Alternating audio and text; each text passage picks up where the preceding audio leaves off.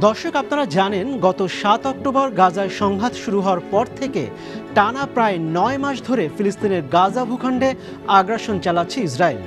আর এই আগ্রাসনের শুরু থেকেই লেবাননের সশস্ত্র গোষ্ঠী হিজবুল্লাহ ও ইসরায়েলের মধ্যে উত্তেজনা চলছে। হিজবুল্লাহ যুদ্ধ পরিকল্পনা আর ইসরায়েলের ক্রমাগত হুমকিতে নতুন করে মধ্যপ্রাচ্যে তৈরি হয়েছে অচলাবস্থা। পাল্টাপাল্টি হামলা ও হুমকি ধামকিতে যে কোনো সময় সরাসরি যুদ্ধ বেঁধে যাওয়ার আশঙ্কা করা হচ্ছে।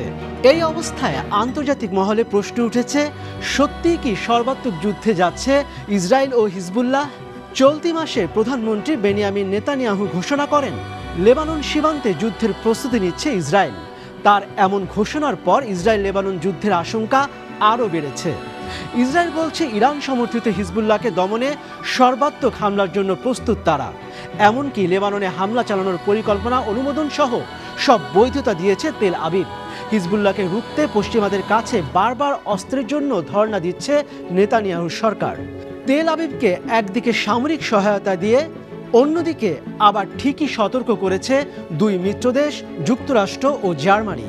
এদিকে ইসরায়েলকে পাল্টা হুমকি দিয়ে বেশ আটঘাট বেঁধেই রণক্ষেত্রে নামার কথা জানিয়েছে হিজবুল্লাহ। বিশ্বের অত্যাধুনিক সব সমরাস্ত্র রয়েছে গোষ্ঠীটির কাছে। লম্বা সময় ধরে তেল আবিবের সঙ্গে যুদ্ধে জড়াতে সামরিক শক্তি ও হামলার পারদর্শিতা বাড়ানো সহ নানা পরিকল্পনা নিচ্ছে তারা। এছাড়া লেবাননে হামলা চালালে ইসরায়েল মানচিত্র থেকে মুছে যাবে বলে হুঁশিয়ারি দিয়েছেন হিজবুল্লাহর প্রধান সাইদ হাসান নাসরুল্লাহ। নিজেদের ১ লাখ যোদ্ধা নিয়ে আপাতত তেল আবিবের বিরুদ্ধে লড়াই করার কথা জানান তিনি। সঙ্গে থাকবে ১.৫ লাখ সক্রিয় ড্রোন ও রকেটের বিশাল বহর। হিজবুল্লাহ প্রধান আরও হুমকি দিয়ে বলেছেন, লেবাননে ইসরায়েলের আগ্রাসনের বিরুদ্ধে কোনো রকম সংযম, কোনো নিয়ম ছাড়াই যুদ্ধ শুরু করা হবে। দর্শক, এই অবস্থায় ইসরায়েলের প্রতিরক্ষা মন্ত্রী ইয়োভ গ্যালান্ট জানিয়েছেন তার দেশ হিজবুল্লাহর বিরুদ্ধে যুদ্ধ করতে চায় না, যদিও সেনাবাহিনী প্রস্তুত আছে।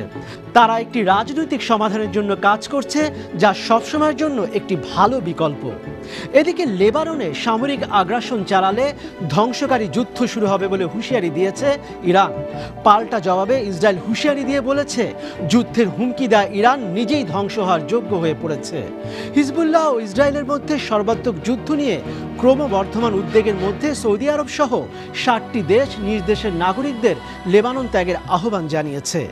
এছাড়া আরও ৫টি দেশ তাদের নাগরিকদের লেবানন ভ্রমণে সতর্কতা জারি করেছে।